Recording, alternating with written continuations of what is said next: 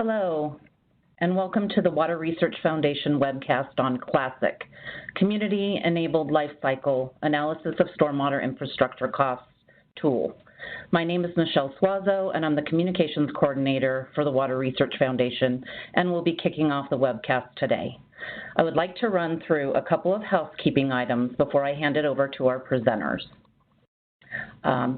Just so you know, you can ask a question throughout the presentation through submitting through the question box at any time on the left-hand side of your screen. We will do the Q&A near the end of the webcast. Also, please be sure to stay on once the webcast is completed and complete the survey. We'll have 3 survey questions for you to answer for us. That way we can make sure we're presenting the best webcast we can in the future. Also, the slides and the recording of the webcast will be available on the Water Research Foundation website after the presentation. Just a quick note on the agenda. We would like to thank the US EPA, also the 7 organizations and collaborating partners that were a part of this project, the Water Research Foundation, and the research team. We will be going through a brief overview of the Stormwater and Green Infrastructure Program at the Water Research Foundation, then going over the CLASIC tool features and demo, and then again at the end of the presentation there will be a Q&A session. And with that, I am going to turn it over to Harry Zhang, who is the Program Director for this project with the Water Research Foundation. Take it away, Harry. Thank you, Michelle. My name is Harry Zhang. I cover Stormwater and the Green Infrastructure Program at the Water Research Foundation. So I want to give you a quick overview, sort of our comprehensive program, so you have some general sense. And then later on, our research team is going to drill into the CLASIC tool and demo. So for the Stormwater program, we divide into several categories. So from the performance side, I think we have a Stormwater, International Stormwater BMP database, which is a performance data over the past 20-25 years. From the maintenance side, which is a part of the important life cycle of the stormwater infrastructure, we team up with AIC with a cost tracking protocol. And also we recently we focused on some of the co-benefiting of the green infrastructure. As for stream restoration, we treat as one type of BMP as well. So we have developed some quieting guidance for the stream restoration. By connecting with some other program, the foundation water reuse, we have active effort on stormwater harvesting. And then for the flooding, also relating to stormwater, we have an active project on flood management resiliency effort. So we are at the foundation, we are taking integrated stormwater management approach by connecting life cycle cost and then with the co-benefit, along with performance data, which is through like a BMP database. So we try to putting all these pieces together, providing the holistic approach for stormwater management. So specific for CLASIC project, I think just a quick overview here. So the project duration is 4 years from 2016 to 2020. We have a close to $2 million grant from the US EPA, plus the foundation putting about $500,000 matching funds.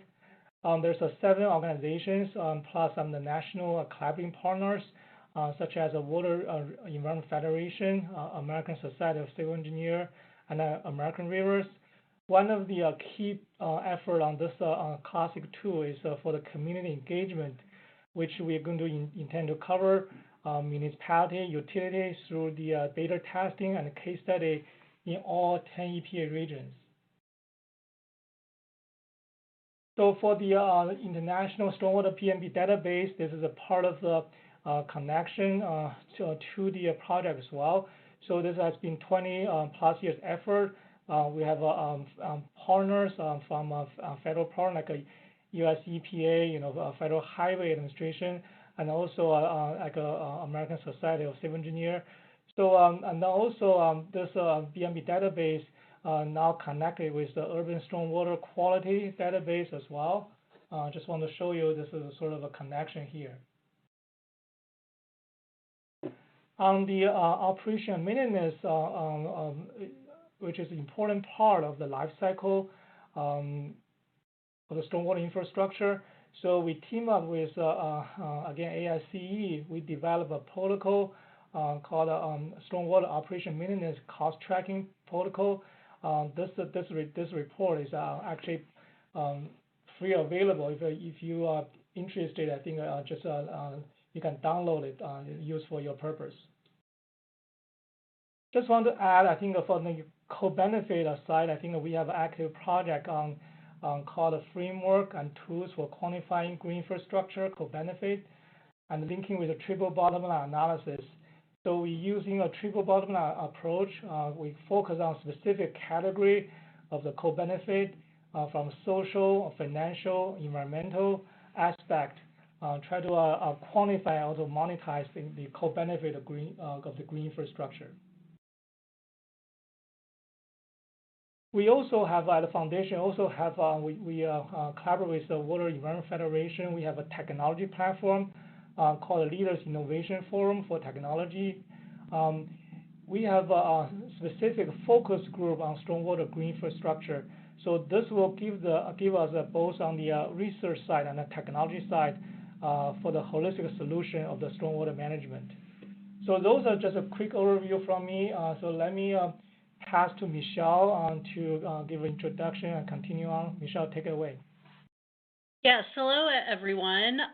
Thank you for joining us today. My name is Michelle Pugh, and I'm with the Wichita State University Environmental Finance Center.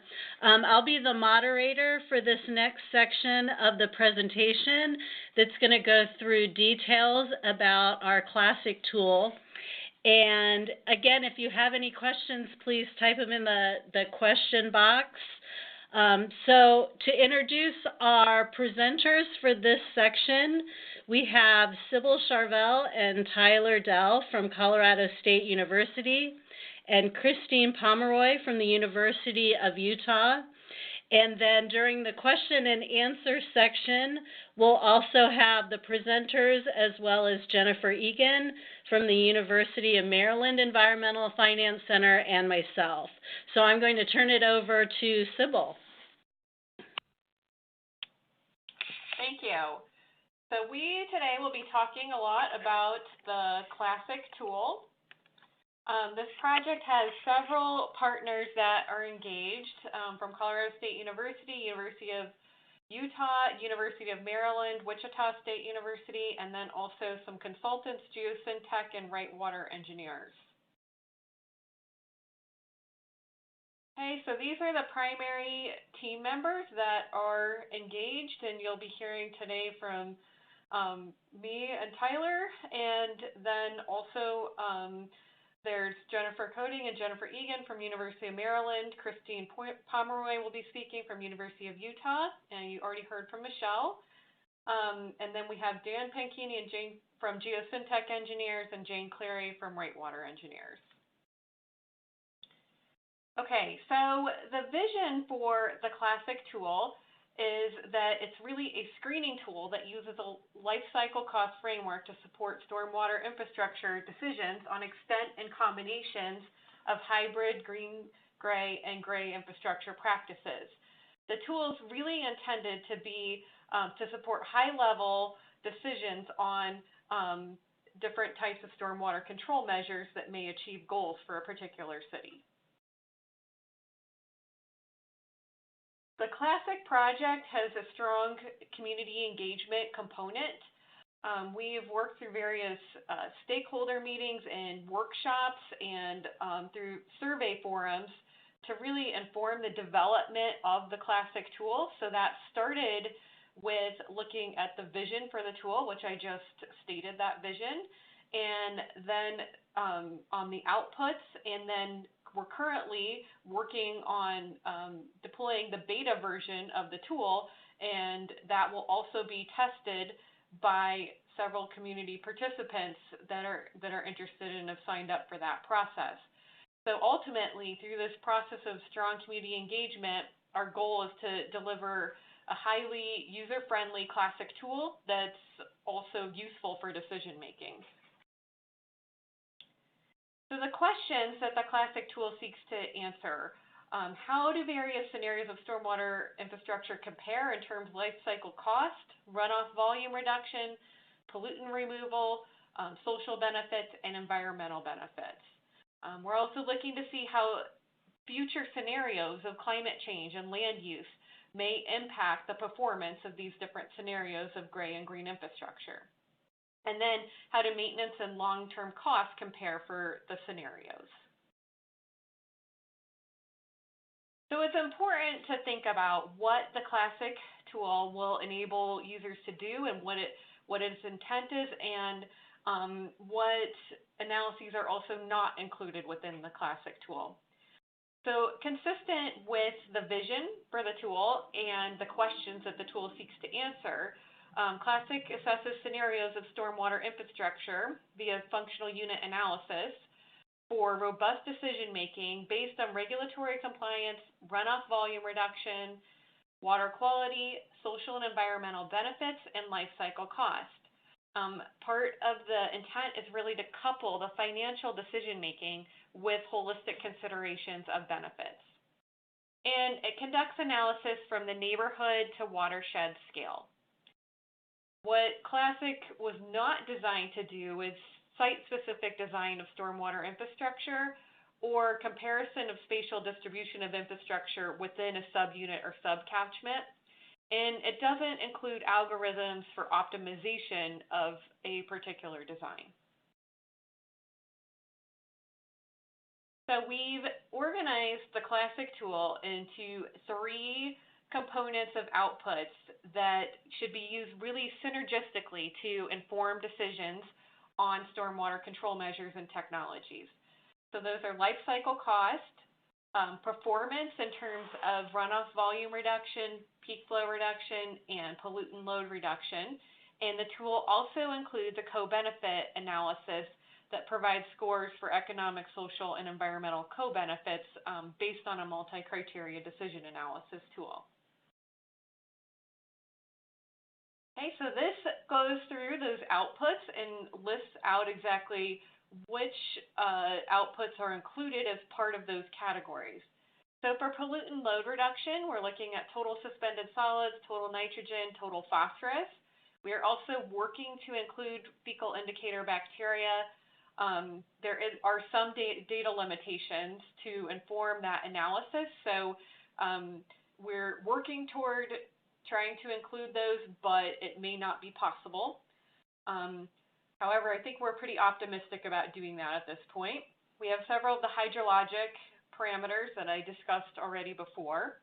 The life cycle cost component includes net present value of construction, maintenance, and replacement costs, average annual cost over design life, and per unit cost for scenario development. And like I said, the co-benefits component provides a quantitative score in the triple bottom line categories. This is the example of the output that the tool creates. I should mention that the latter part of this presentation will go through a demonstration of the current version of the tool, and you'll see a lot about how the input to the tool happens and how the tool collects information from a user. This now shows the output, which again we have organized into these 3 categories of cost, co-benefits, and performance. So this is showing a summary page, and then a user can get multiple other layers of detailed output in each of these 3 cost categories by moving along in those tabs. This is a list of the technologies that are included within the CLASIC tool. So rain gardens, sand filter, infiltration trench, permeable pavement, green roofs, disconnection, grass swales, extended detention basins, wet ponds, stormwater harvesting, storage tunnels and vaults, and stream restoration. So those are the categories of technologies that the CLASIC tool includes. Okay, so the way that the tool works is that a user selects an area for analysis, and then the tool collects input parameters and targets. Most of the input parameters come from national databases, and user has potential to modify those. The tool builds in a baseline scenario, and then the user is able to build green and gray scenarios of stormwater infrastructure, and then the tool provides the outputs that we've mentioned.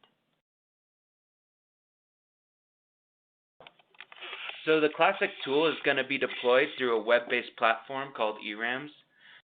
What this is it's a user interface that allows access without any downloadable software. So wherever you are, you can receive the software and be able to use the tool through their cloud computing system. This is beginning to show what that interface looks like. So the first step of the tool, as Sybil mentioned, is to start by creating your project area. And this just shows kind of what the user would experience as they go through this process of creating the project. Within ERAMS, it is a geospatial software, so there's a map interface component. There's the tool systems area, which is to the left, which is controlling how the user will walk through the tool. And then once again, you have your map and your ability to interact with the geospatial data. So one of the first steps of the CLASIC tool is to collect these input parameters that are going to be used for the analysis. This includes the soil types that are going to be used. This comes from the National Surgo data set. There's also slope, which plays a role in stormwater modeling. The slope of your land cover. This is received from the National Digital Elevation Model. There's also land use or land cover data provided from NLCD, or the National Land Cover Data Set. This splits up all developed areas into the categories of open developed area, low developed area, medium developed, or highly developed areas. All other categories that are not included in the developed area classification from NLCD are counted as other. Based off this land cover, we can predict what is the water quality concentrations that are going to be received from this land area based on its composition of the land cover. Also, land cover is used to determine what the overland flow length is. As you have a more open area, there's traditionally longer flow length associated with that. A more developed area has shorter flow lengths. This plays a role in the computational modeling. Another important factor for urban stormwater is the amount of imperviousness within a given area. Imperviousness values are taken from NLCD as well, in that data set, which provides impervious values based off a 30 meter by 30 meter resolution. Finally, climate is used. The climate that are inherent within the CLASIC tool are time series of precipitation and then average monthly evaporation rates, which come from NOAA weather information. The way that CLASIC operates is it first starts by after a user defines the area and collects the inputs either from national databases or from overriding that national information with their own more specific information. The CLASIC tool then begins by developing what we call a baseline scenario. The baseline scenario does not include any kind of conveyance system, but it begins by first taking the overland flow components and splitting the study area into its pervious and impervious compositions. Each of these pervious and impervious areas have all of the urban flow parameters necessary, such as slope, imperviousness, overland flow length, that's needed for any kind of stormwater modeling. Next in the system, it takes and adds infrastructure. So stormwater infrastructure also plays a role in the water balance and how water is transmitted across the overland flow. One thing with the CLASIC tool is in the baseline scenario, it does not consider baseline as meaning no infrastructure is involved. A user can actually go in and add in what are their current treatment considerations, how much infrastructure do they currently have deployed in their study area. This is useful for preliminary cost budget, for checking what is the cost and budget of their current infrastructure regime. It also allows the user to evaluate different types of stormwater technologies and scenario development. And the level of implementation that's used for these technologies is deployed on a percentage basis. So what percent of the impervious area is actually being treated by the different technologies? So the first step of CLASIC is to collect the inputs. Then we make this baseline scenario, which includes what these current stormwater infrastructures are. The way that we apply stormwater infrastructure in CLASIC is through an idea of disconnecting impervious area and routing that through a treatment technology. Within CLASIC, we've developed what we call a unit technology. Each unit technology is sized to be small, medium, or large, and based on that designation will determine how much area will actually flow to the technology itself. A small technology would receive only a small amount of area. A larger technology would receive more of that impervious area. We would then route the impervious area to the technology, which is represented by what we call a receiving pervious area. That receiving pervious area will contain either the LID module to represent the stormwater benefits from a hydrologic perspective, or it would contain another methodology available in the stormwater management model, SWMM. And that's where we would actually apply the benefits and model the benefits that the technology would provide. So you'd have an unconnected impervious area that would then flow to the stormwater technology itself, which is represented by a receiving pervious area, and the overflow of that would then go to an outlet of the subunit. Because these are functional units, they are actually scalable. So for each unit that would treat a certain amount of area, if you'd want to treat a larger area but use the same size of functional unit, you can do that by just adding in more technologies, and this is what the CLASIC tool does. So as a user specifies what percentile of impervious area they want to treat with different sizes of technologies, CLASIC in the background will run through the calculations to determine how many of those unit technologies you will need. That number of unit technologies will be used to then develop cost information. They'll be added into the stormwater management model, and there also will be used to determine some of the co-benefits that are going to be provided based on the number of technologies being used.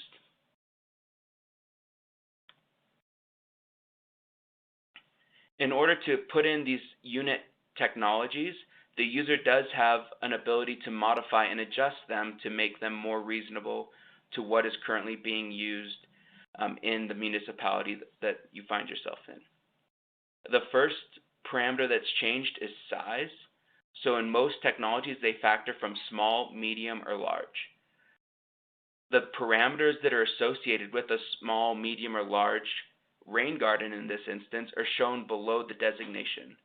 So for the instance of a rain garden, a medium rain garden has a surface area of 1,000 square foot with a media thickness of 24 inches.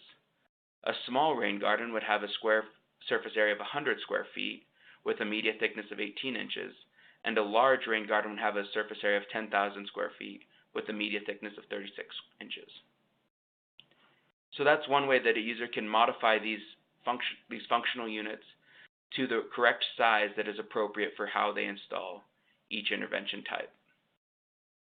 Also, there's other factors such as impermeable liners or underdrains, which dramatically impact the hydrologic performance as well as the cost of each of these systems. So the user has the ability to either toggle these options on or off. Also, there's vegetation components, which will determine whether it's a native species that's being used or more of a sod type of cover for the vegetation within your unit. So by having some of these flexible design criteria, the cost for each functional unit can be better determined to match what's actually going to be deployed by the municipality. Finally, the way that the unit is deployed is based off of a percentage of directly connected impervious area. In this example, 25% of the directly connected impervious area is going to be treated with this medium rain garden. It's going to be treated to a depth of 0.5 inches. This determines what volume is going to be treated by the rain garden, which would also determine how much how many of those rain gardens are you going to need to actually provide that level of treatment.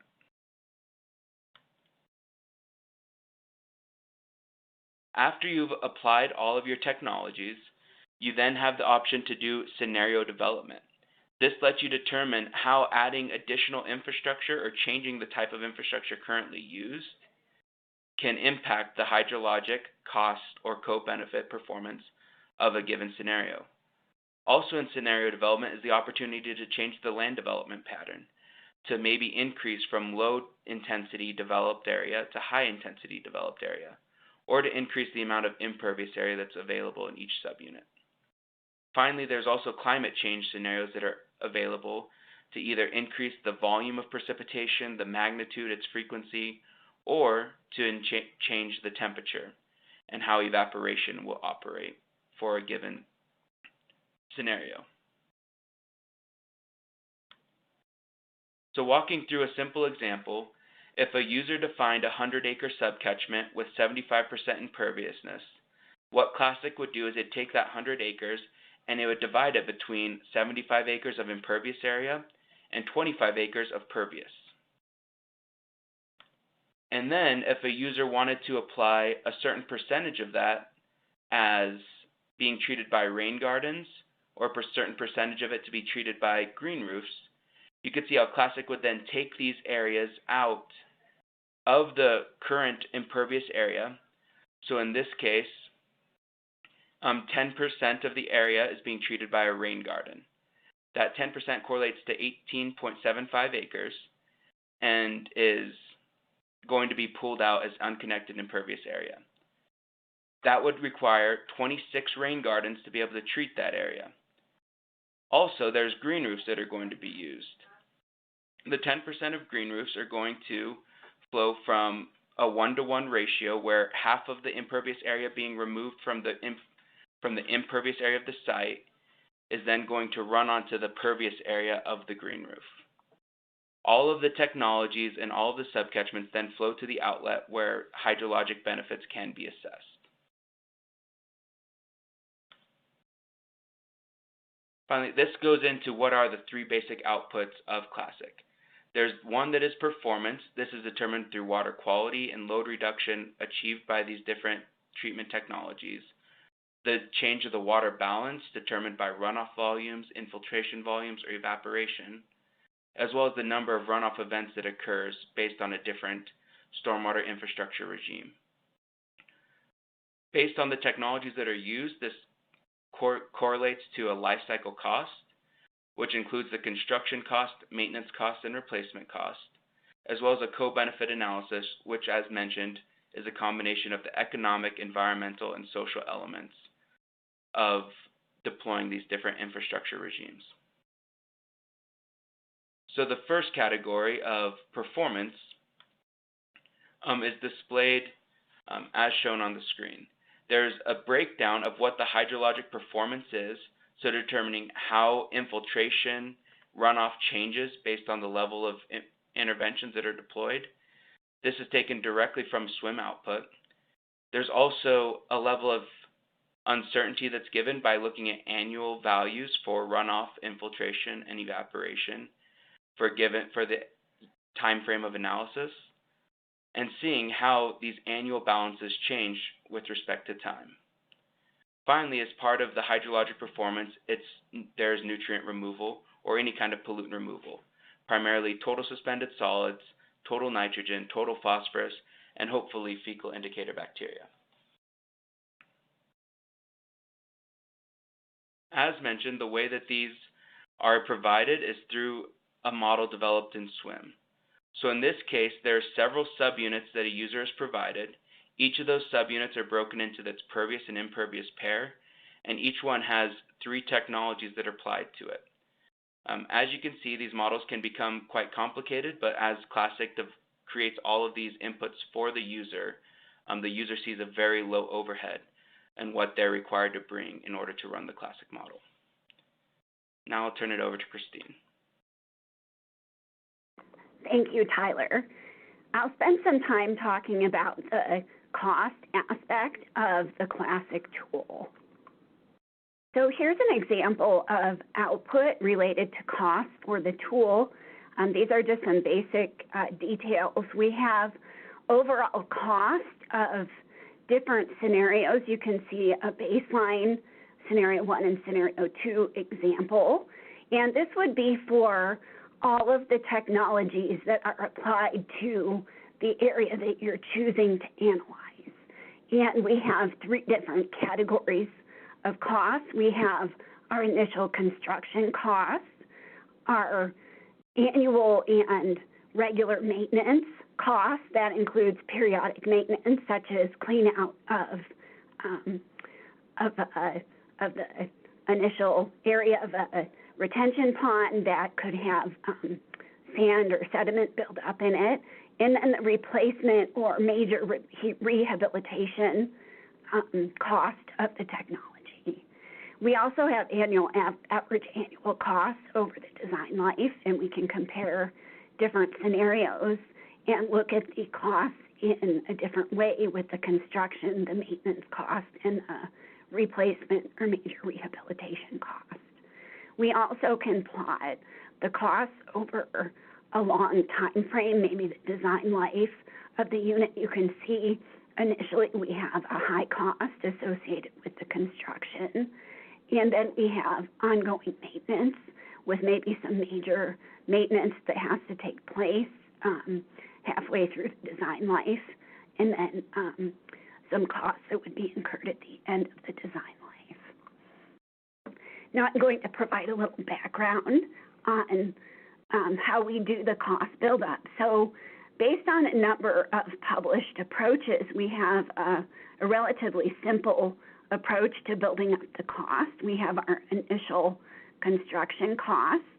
We have our major rehabilitation costs, and then routine and periodic maintenance costs that we incur. And all of these make up the life cycle cost of the units. There's a number of assumptions and inputs that we have associated with our life cycle cost development, and I want to point out that the CLASIC tool will allow for adjustments in cost associated with different regions of the country. Our current dollar value includes some escalation and discount factors. The study period is specified by the user, so you can look at any length of time that you want for your particular analysis, so anywhere from 10 to 50 years. When we look at the cost, we're not adding a discount rate, so we'll be using the current dollar value for the entire study period that you specify.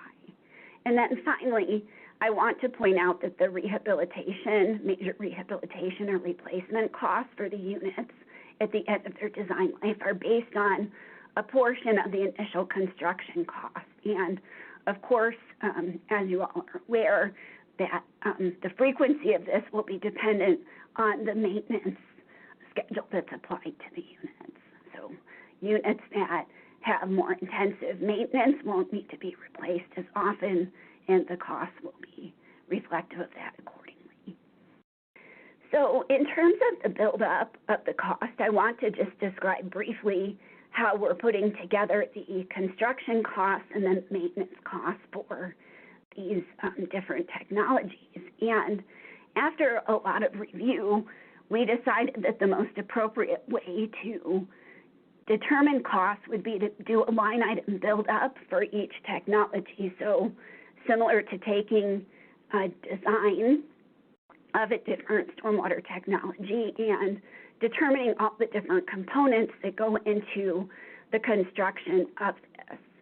And we're using unit costs for each of the line items that are included in our buildup, and these are coming from bid tab data. And we're taking data from across the U.S. We've been busy compiling and analyzing data so that we can build up costs for our technologies, and then we'll be validating the costs that we build to data from RS means. As I mentioned earlier, the replacement cost of each technology is a subset of the initial construction cost, accounting for salvage of specific components of the different technologies. One final comment on construction costs is that given the way the model works, and Tyler talked about this a little bit, we have fixed combinations of designs for each technology. That includes the small, medium, and large sizes associated with the technologies. And I'll talk a little bit more about this now. So I have an example for rain gardens. And so we have some fixed parameters for the small, medium, and large rain gardens. And the fixed parameters include the surface area, the volume to capture, the ponding depth, and the filter media depth of the technology. But then the user has the option to go in and select other design parameters, such as whether the rain garden has a liner, or if it has an under drain, and then if it has vegetation. And I did notice, looking through the questions, that someone had asked a question about whether you could mix and match your design in terms of whether you include liners in some and no liners in others, or different types of vegetation. And the answer to that is yes, you can apply technologies that have a variety of these selectable design parameters. You can also specify small rain gardens or other technologies in certain areas. You can apply also medium or large, and you can mix and match these different categories. So there's quite a bit of flexibility in the tool with respect to that. The last thing I want to talk about is the buildup of maintenance costs. So we're also doing a line item buildup for maintenance costs, and these are based on recommended maintenance activities for each technology. And these include both routine maintenance activities and periodic activities. And we've done extensive work to look at maintenance manuals from agencies across the United States, both to look at what activities are recommended and then the frequency of those activities as well. I see that we have some folks who are representatives of some of the manuals shown on the screen. So we've tried to really take into account recommendations from all over the United States. And then finally, I also want to point out that the tool will have the ability to adjust maintenance costs based on climate-influenced maintenance activities. So, for example, you need to mow more often in Florida than you do here in Utah, where I live. So that's another benefit of the tool in terms of the flexibility. Now I'll turn the time back over to CSU to talk about co-benefits. Thank you, Christine. So now we can move on to the last part of our three outputs, which is the co-benefit analysis. Like we said earlier, that co-benefit analysis does use a multi-criteria decision analysis tool to inform economic, environmental, and social factors. So these are some of the outputs that we vision for the co-benefit section. So we have these dials that provide scores between 0 and 5 for how a particular scenario performs in each category, being financial, social, and environmental. So green being the highest scores and good in that area versus yellow and red not being as good of a score. So user could look through each of their scenarios and see the performance in those three categories. Also, we have the graph below that shows the different scenarios compared to a baseline and shows the additive score of each the financial, social, and environmental components. Also, a user could look in detail. There's a set of metrics that informs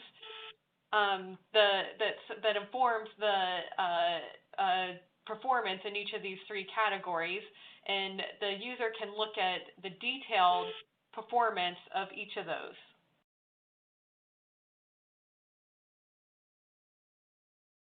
Okay, so this is an example of some of the metrics that we use in the CLASIC tool to measure performance in these triple bottom line categories.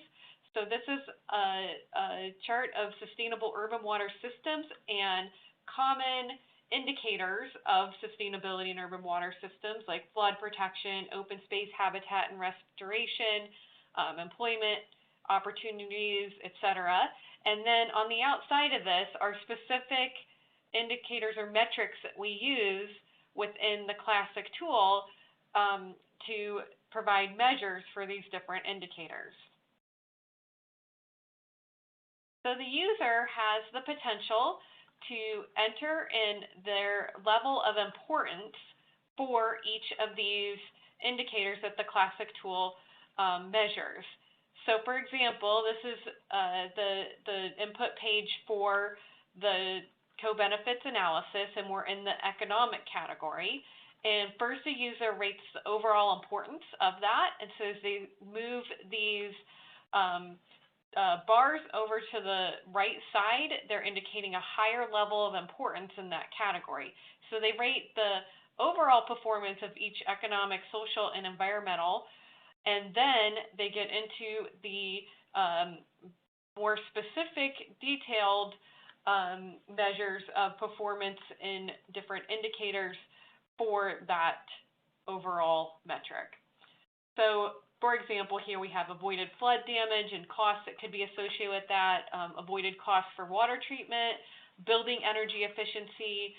And so a user like here can go through and just say which one of these is most important. They can also check the box on the far left to indicate that that's not a category that they'd like to have included in their analysis.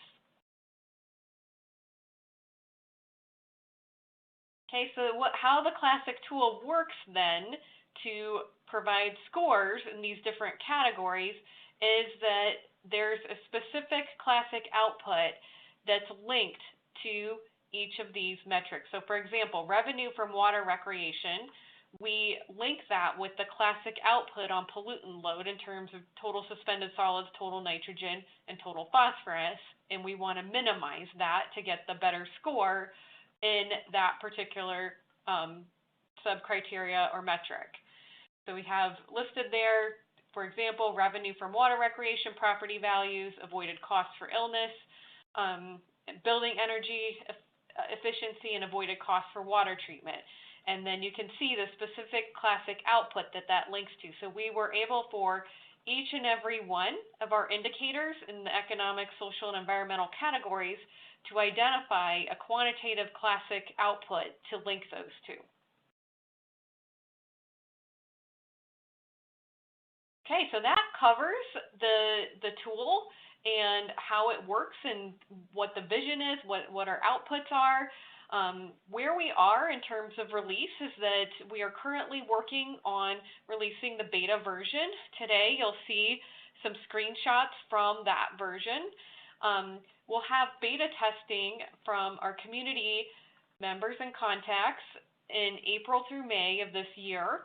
If you're interested in participating in that beta testing process, we are most interested in getting as many people to participate as possible and getting a lot of feedback for that component. So you can contact Michelle Pugh. Her email is on here and will also be at the end of the presentation as well. So then, based on the feedback we get from the beta testing and user testing of the tool, we'll be refining the tool through August. We'll do another set of more detailed final testing and case studies that we have some select communities work on, and then intend to deliver the final version of the tool in December of this year. So now we can move on to the demonstration of the tool through some screenshots that we've been able to capture of the online version. I should mention that currently the version that's available online is password protected. We're still working through review of the technical outputs of the tool and the usability of the tool, so we're not broadly disseminating it yet. But as I said, if you are interested in beta testing, you can gain access to the tool through a username and password that would be provided to you for that process. So these are the steps of the tool. We've been through these to some degree already, but this goes into a bit more detail. So first, the user selects the area that they're going to analyze, and then they select the source of climate data and the station that they'd like to use. Then there's a section to define default parameters. So many of the parameters in the tool are either default parameters or uploaded from national databases, but the user has the option to modify those. Then the user builds different scenarios, selects importance for co-benefits that we just ran through, runs the tool, and looks at outputs.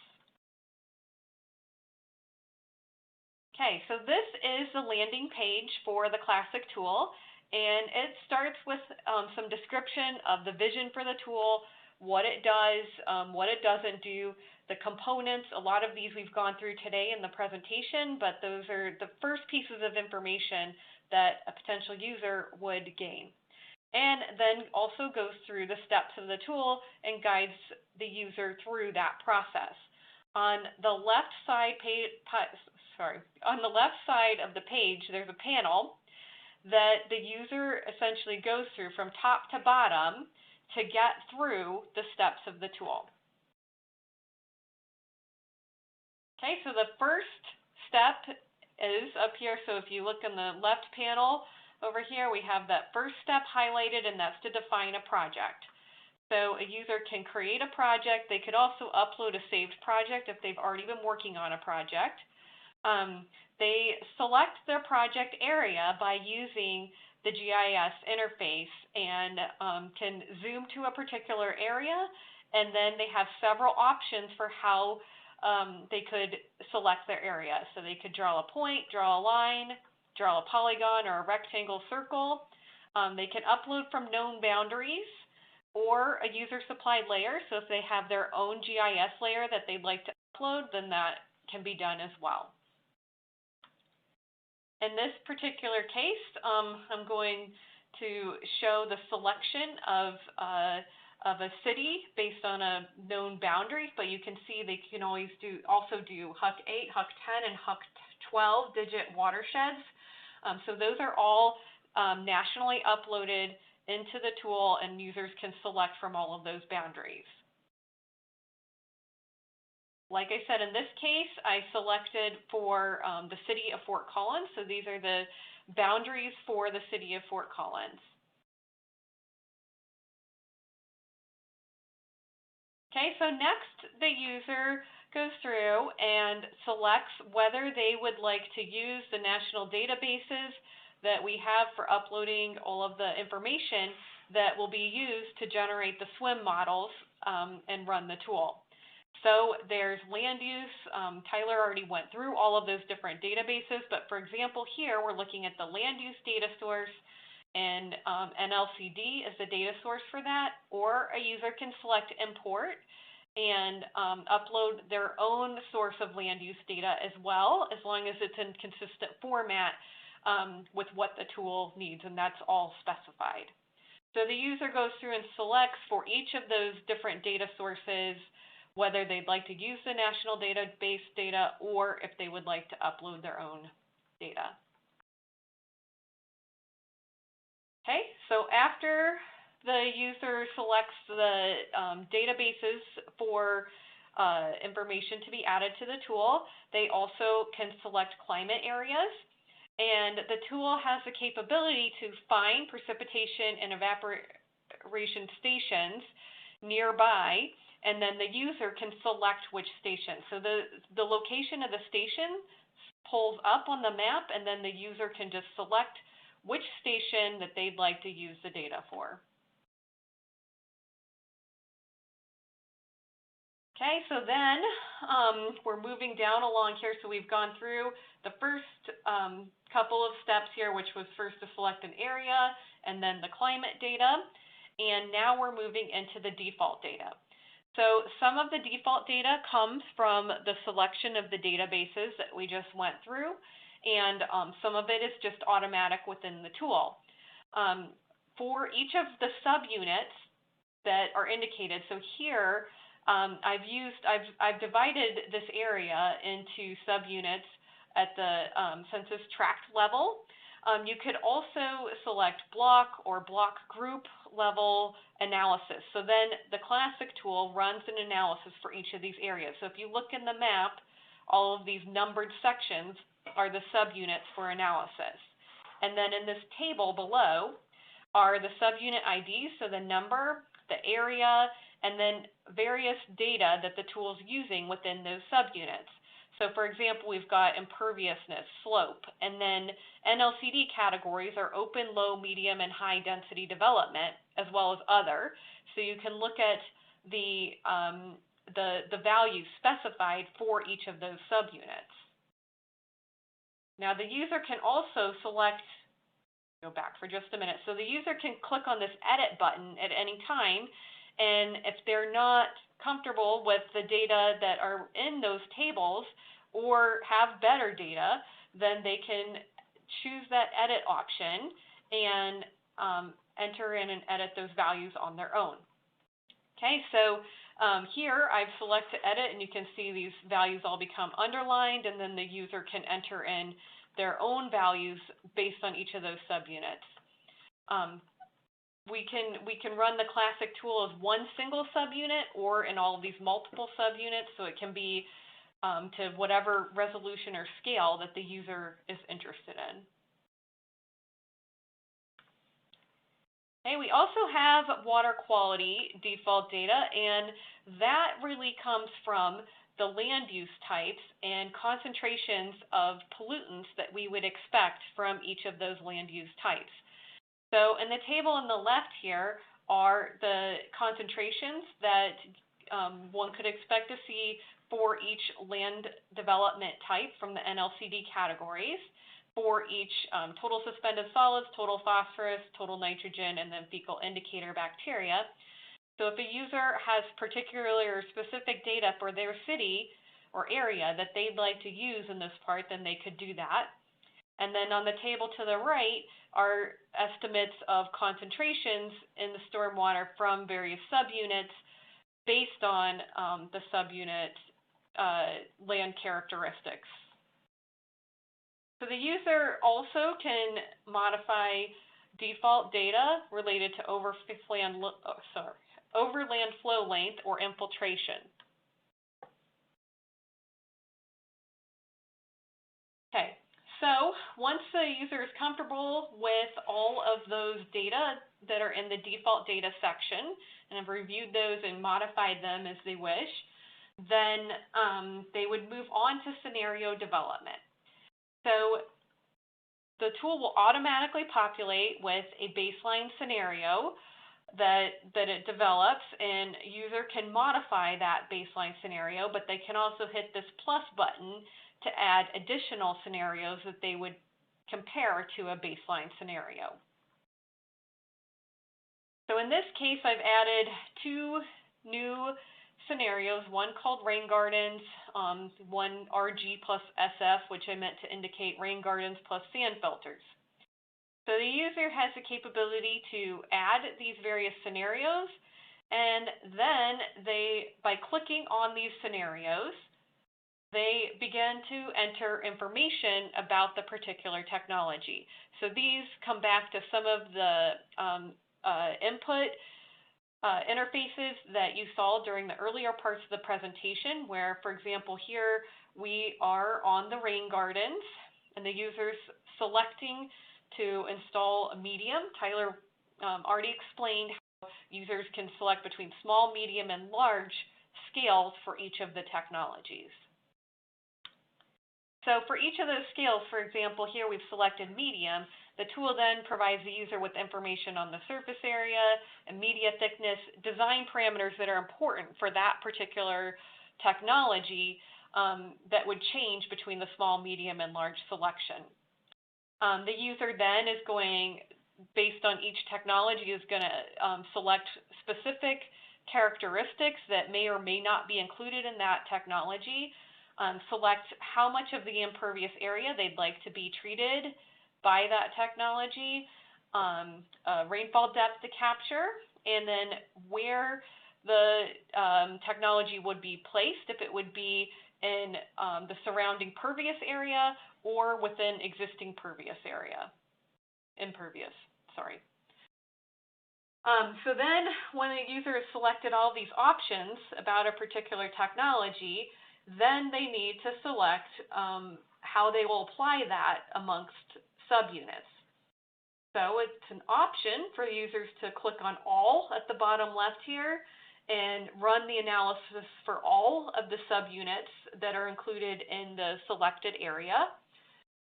Or they could clear that by picking none. A user can toggle between different subunits and select them with their mouse. Or a user can also select areas based on characteristics. So for example here, I've selected based on impervious area greater than equal to 40%.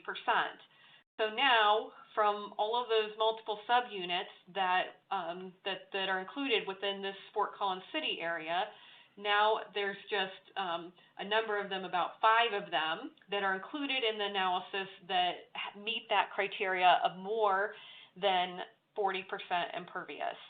So there's lots of different ways then a user could select different criteria for how they'd like to include subunits in their analysis. And of course, they can always just select to run the whole thing as one unit as well.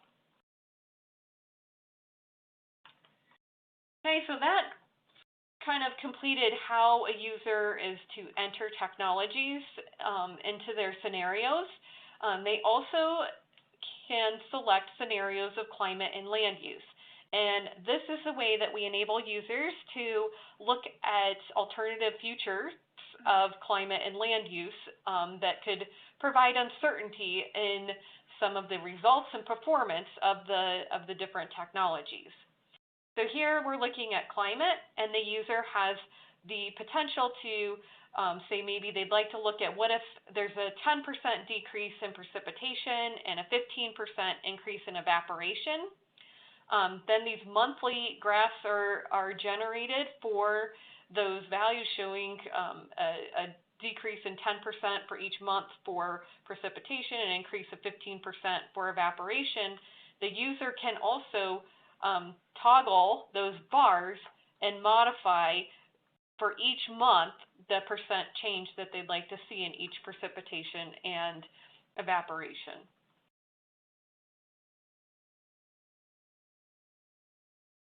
Okay, so the final would be land use, where perhaps there will be a new development projected or a new development area within an existing developed area.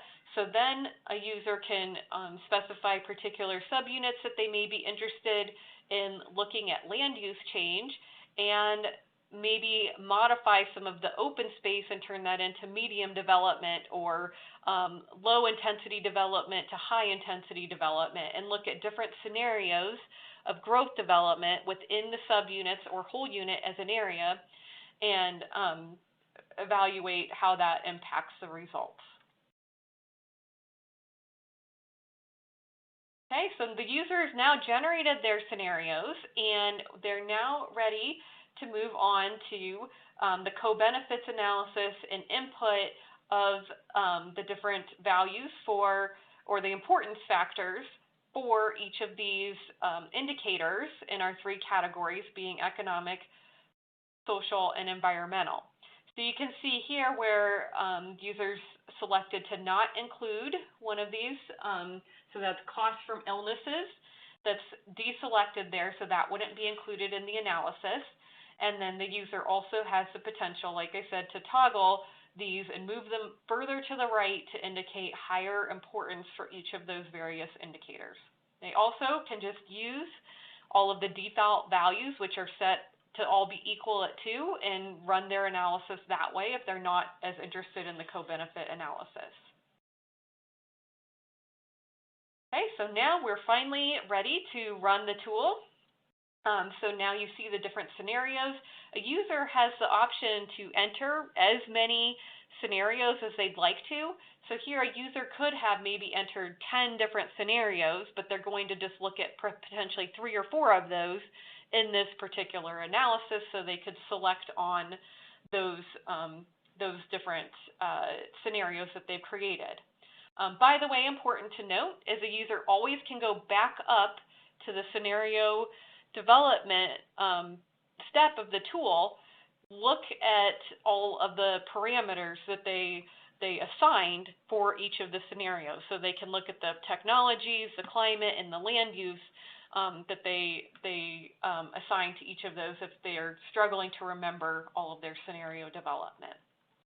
So at this point, the CLASIC tool is run, and the user can now see the outputs that we've talked about and begin to synergistically look at all of these different outputs and help to inform decisions that they may want to make, high-level decisions on types and extent of stormwater control measures and technologies that they may like to promote in a particular area based on this information. So here we can move on to question and answer. I've seen lots of questions, great questions coming up, so we're excited to look at that. We're really thankful for everyone for participating, and I just would like to again stress, if you're interested in becoming a beta tester for our tool, that will involve running through the steps of the tool and providing our team with feedback on the user interface, usability, and some of the technical outputs associated with the tool, then please feel free to get in touch with Michelle Pugh at Wichita State. And we can now move on to questions. All right, so in the Q&A section, we actually have quite a few questions that have come in, so we will get to as many of these as we can in the time allotted. So the first question is, will there be a cost associated with using CLASIC in the future, or free to all communities?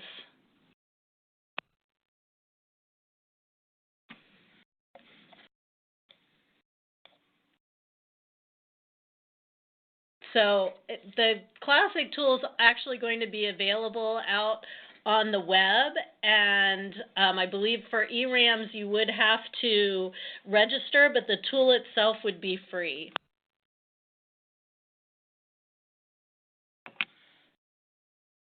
The second question is, why weren't co-benefits monetized? This would allow direct comparison of benefits to costs in dollars. So anyone want to answer that one? Yeah, this is Jenna Egan from the University of Maryland Environmental Finance Center, and that's a great question. And there's a lot of considerations that we had for how to determine this tool being a costing tool. So as Christine mentioned, it's a life cycle cost analysis, an LCCA, not a life cycle analysis. So what we did is really focus in, as you could tell, on the cost of the assets that the municipalities are facing to implement stormwater infrastructure over time. The co-benefits take into account the relative benefits of doing that implementation, not the monetized benefits. But we also want to let you know that there is another project going on that Harry can give more information on, that they are monetizing co-benefits of green infrastructure. We didn't want to place a dollar value on these benefits.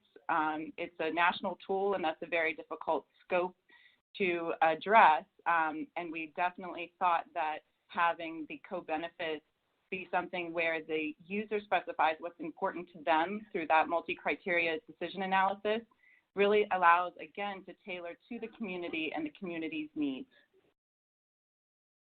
Yeah.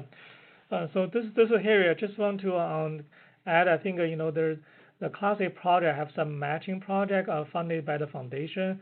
So one of which is called I mentioned in my slide, because of green infrastructure co-benefits. So that project is designed to be providing some more detailed algorithm to how to quantify, monetize specific co-benefit category. So yeah, so those two projects were working together. So later on, we'll deliver this. So that's another parallel project, parallel effort ongoing. Yeah. So these two projects feed into each other. Yeah. So. All right, great. Thank you, Harry. So the next question is, how does CLASIC do climate change? Yep, so I'll take this one.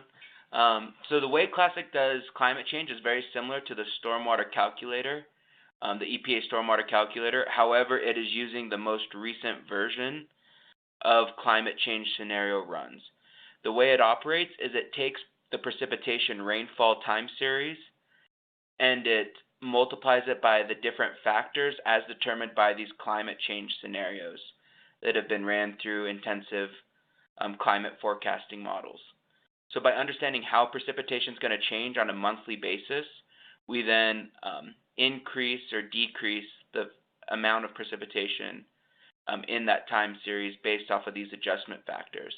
A similar thing is done for evaporation, where the expected change of evaporation through different climate models is determined, and then our inputs are modified to reflect that change. Great, thank you.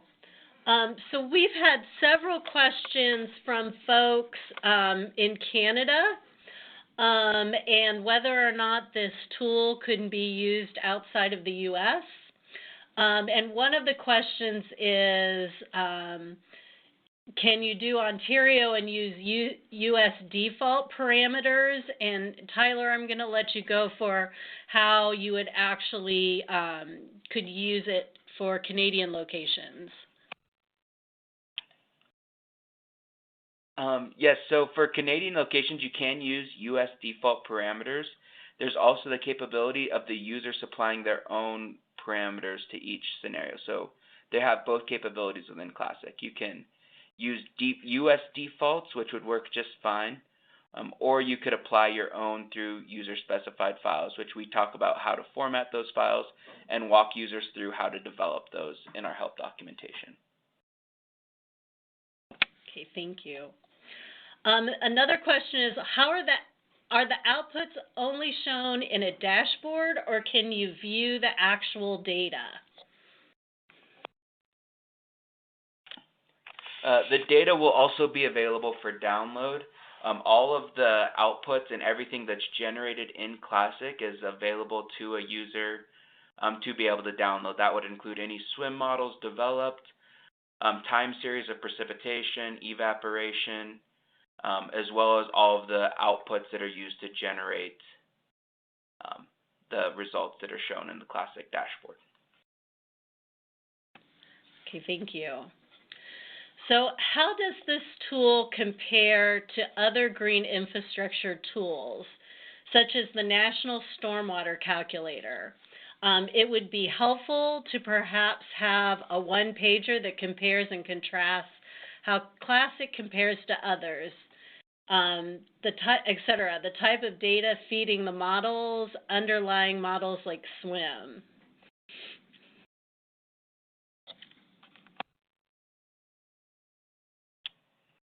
I'm going to I was going to let CSU go first, but this is Christine. I'm happy to talk about the cost piece. So that's a great question, one that we've had before, and we actually have developed some materials that address this question that we'd be happy to share with anyone who's interested. But I will talk about first the cost, and then I'll let CSU talk about the other pieces of the model. So like the stormwater calculator, the cost is based on, for the initial construction cost, it's based on a build-up approach of different components that would go into the design. Similar to the stormwater calculator, there's a fixed number of design parameters that affect the cost of the individual technologies. One thing that is different is that we do allow some flexibility in the design when it comes to specific parameters like vegetation choices and under drains and some of the LID controls, liners, we have a number of different permeable pavement options available, and all of these things affect the cost, and so these create some variability. So there's a little more flexibility in the design parameters that affect the cost. The other major difference on the cost side is that the cost of the maintenance activities are built up based on recommended frequencies of maintenance activities and different maintenance activity types, and these are variable by region. And the stormwater calculator, the maintenance activities were just based on national equations that were developed based on a literature review. So those are a couple of differences in the cost and some similarities as well. The other piece is that the stormwater calculator doesn't have a category for major rehabilitation or replacement cost of the technologies. And this is Sybil. We'll follow up on a little bit about the differences between the CLASIC tool and Stormwater Calculator. The biggest thing is that CLASIC was really built to inform high-level decision-making for municipal scale, from neighborhood to municipal scale areas. So a large difference in how these tools work really are the Stormwater Calculator was designed to work at the site level and account for site-specific design information, whereas CLASIC really takes and applies these technologies across a larger area, but still allows for, like I showed during the demonstration, that neighborhood or block level analysis at each of those. So it kind of works from that neighborhood up to municipal scale, which is a kind of difference in the way that the tools were designed and the intent of the tools, and ultimately has a lot of impact on the approaches that we use for the hydrologic modeling. Now, as Christine mentioned, we've developed a kind of detailed table that describes the difference between some of the hydrologic modeling components of the tool. I think I've kept this a little bit more broad. We are certainly happy to share those information on the differences between the tools that are a little bit more detailed at the conclusion of this webinar. All right, thanks.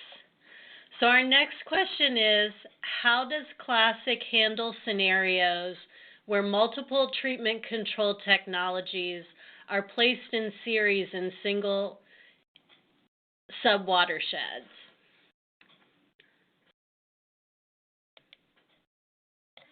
I'm sorry, could you please repeat that, Michelle?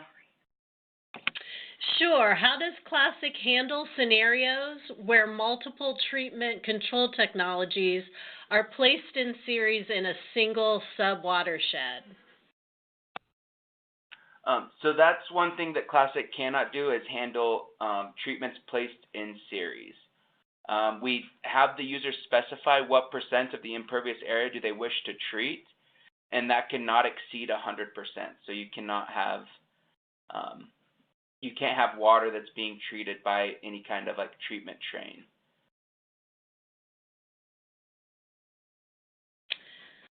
Okay, next question. Would it be possible to run CLASIC without the SWMM model?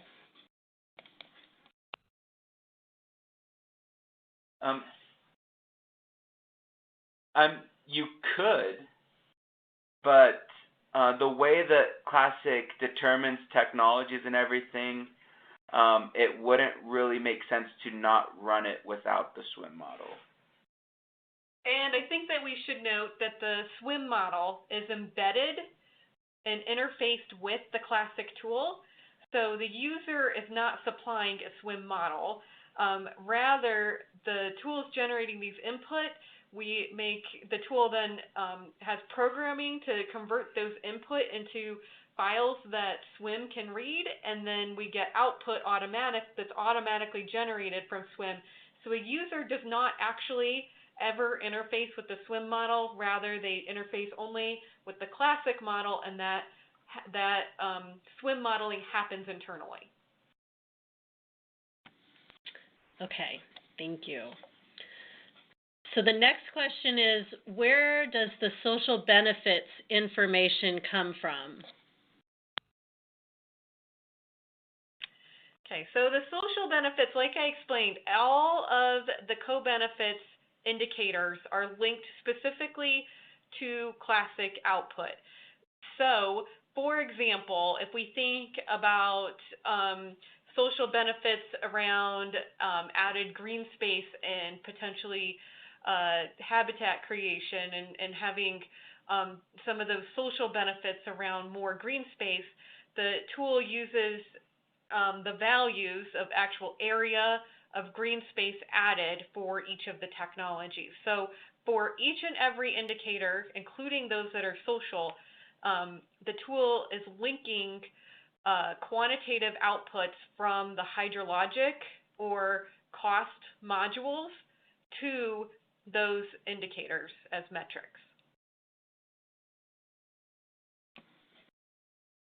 Okay, next question.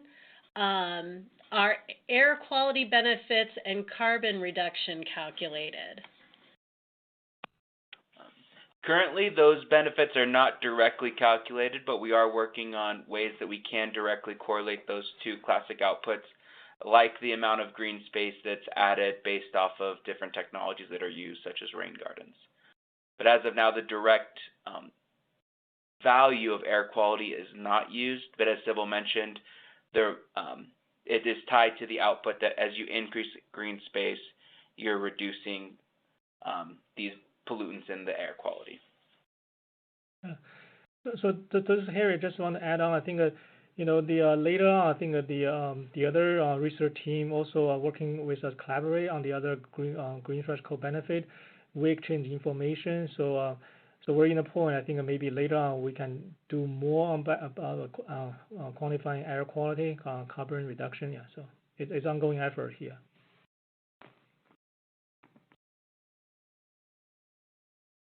All right. So can this tool be used for small parcels of land in a city, for example, a vacant lot or parks? Yes, you could use it for any scale that the user determines. The intent of this tool was to be for more of a planning level analysis, but the results that it provides for these smaller parcels would still be consistent with the same framework and would still be usable for this planning level analysis. It is good to note here that it's not intended to be a design tool. So CLASIC is not intended to design the stormwater practices needed to treat an area. It is intended to give a generalized cost and performance of what would happen with these different technologies. Okay. Another question was, Christine mentioned that costs can be regionally adjusted. Are the technology categories and their potential outputs based on location? So, in terms of the technology category, so we have a number of technology units that are available for use throughout the country. Keep in mind that the performance of these from a hydrologic perspective will be evaluated on a case-by-case basis depending on the watershed that you delineate for the analysis. And so the benefits that come from the model will be based on the performance of the technology at the specific location that you specify. And then again, the costs will be regionally adjusted for your particular location, both from an initial construction cost perspective and a maintenance cost perspective.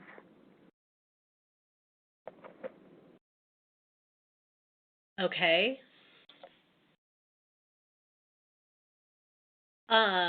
Another question is, can CLASIC accept TMDL considerations for stormwater nutrient load reductions? So what CLASIC can do is it can allow you to set TMDL targets. So if your watershed or your area of interest is under some TMDL regulations, you can actually put in those regulations into the CLASIC tool. And after running the scenarios, CLASIC will inform you whether or not you met your targets based off of TMDL. But as far as like benefits in terms of like credits, that's not something that CLASIC currently allows you to include in the tool itself, because we quantify our own outputs based off of like water quality performance. And because each different municipality can potentially assign credits differently.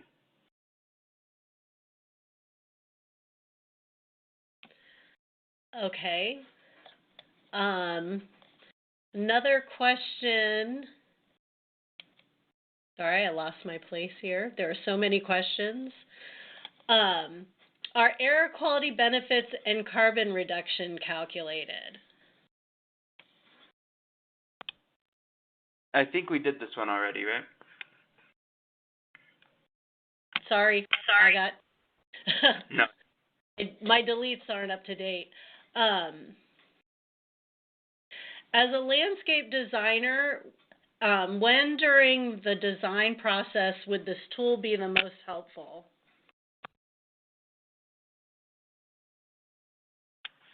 I would see this tool being helpful, and I'll let maybe someone else tag on to this as well. But in that planning process, we're trying to determine which technology should you use, which one will meet the goals that you're trying to accomplish. And this is a really good planning analysis tool. So it's not going to give you the final exact size of the technology you need, but it will let you compare several technologies side by side to determine which one gives you the best benefits in terms of cost, performance, and co-benefits. So you can use that right there at the planning process. Okay.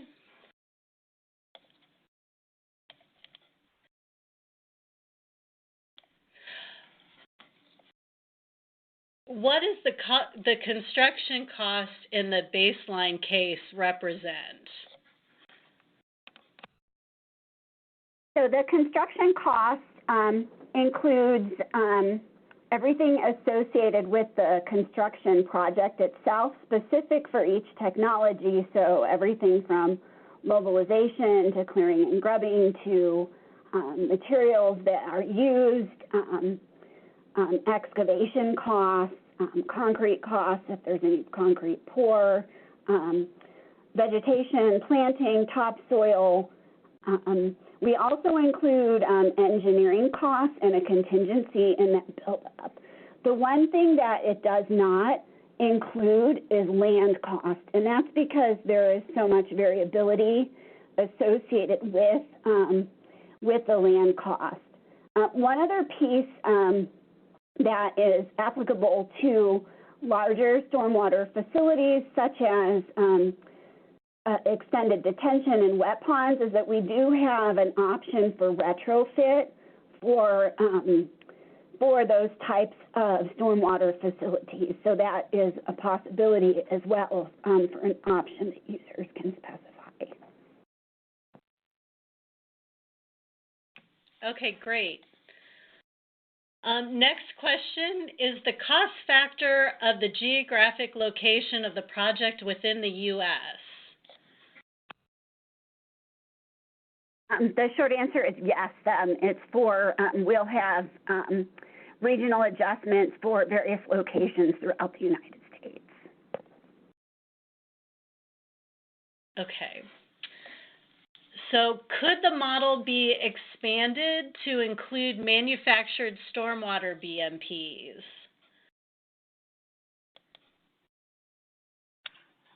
The model could be able to handle that, but a user would have to be able to come with all of the costs and performance data. But we could include that as an option for how to treat So you could treat a certain percentage of your impervious area with these manufactured devices.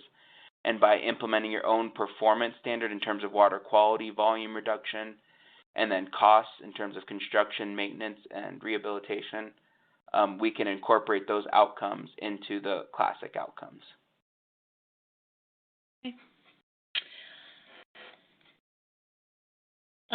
Another question is, can you change the design parameters for the BMPs to match the actual design specs of the BMP you're using? Because the types of technologies that we're using are then used in this unit buildup for cost, we have to be kind of limited on what we allow a user to change. So in this instance, the best case for a user is to find the technology that closely matches our own and then compare those costs. But because we do this cost buildup where we look at the exact BMP being designed and then build up those costs, we have to limit how the user can adjust that BMP.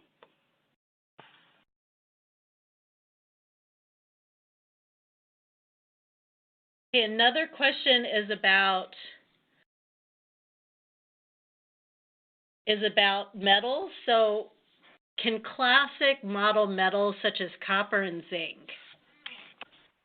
CLASIC does not currently model metals, but by downloading the hydrologic outputs from the CLASIC tool, you could apply your own effluent concentrations, or you can provide your own land use concentrations to add in metals based off of what we're providing from CLASIC. But CLASIC itself does not handle metals. Okay. And how do you estimate the asset life cycle, assuming these tend to vary between climates? Is it able to any direction to resources?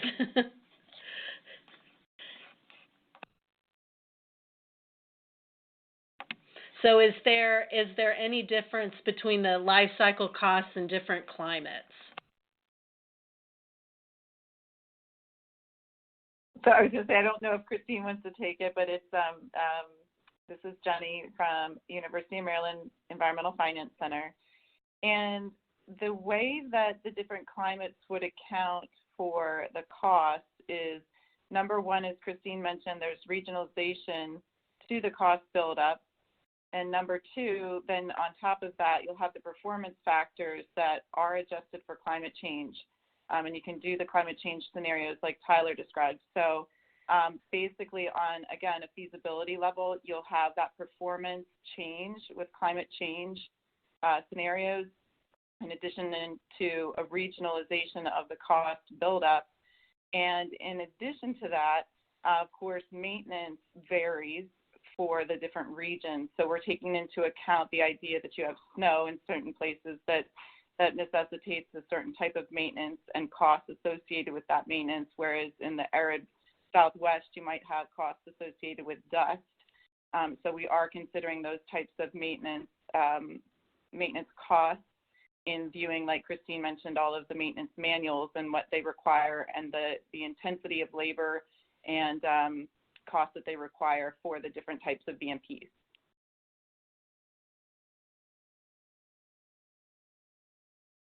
All right, great.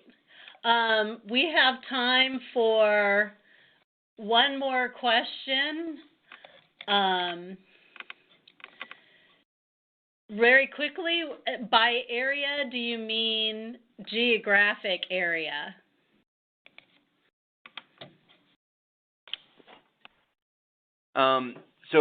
There's several things that we were kind of talking about area in this demo. There's the general area of interest that a user wants to conduct the CLASIC analysis for. That area of interest can then be handled as one single area, which is the geographic area. It can also be split up into several subunits based on how the user would like to divide that area of interest. And the CLASIC analysis will run for each subunit area as well. All right, great. So there are quite a few questions that we weren't able to get to, but we are going to take your questions back and be reviewing those. So one of the things that I do want to mention, because we did have a couple more questions about beta testing, I just want to let you know the slide that you should be seeing on the screen right now has my email address. All you need to do is email me with your information, name, email address, and phone number, and we will add you to the beta testing list. And I'm going to turn it over to Harry for a few final words. So one of the things I want to mention to people, so if you want to see us in person, and then this is a part of the beta testing thing. So we're going to be at the Water Environment Federation's Stormwater and Green Infrastructure Symposium in Fort Lauderdale, Florida. The specific day and time is on the May 7th afternoon. We're going to have a free workshop, I think about half day. And then you have opportunity, actually, if you do go over there for that conference, you're welcome to join our workshop. And then we're going to have at that time, that's a part of the beta testing process, but you're going to see us in person. Yeah. So just want to offer you as an opportunity if you do go to that conference. Yeah. That's just another piece of information for the group. Yeah. So.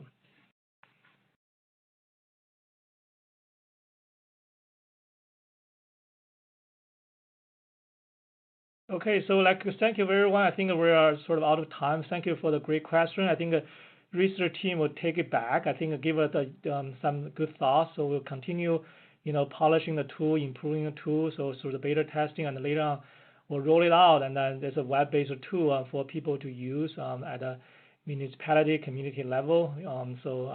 Yeah. So wait until next time. Yeah. So.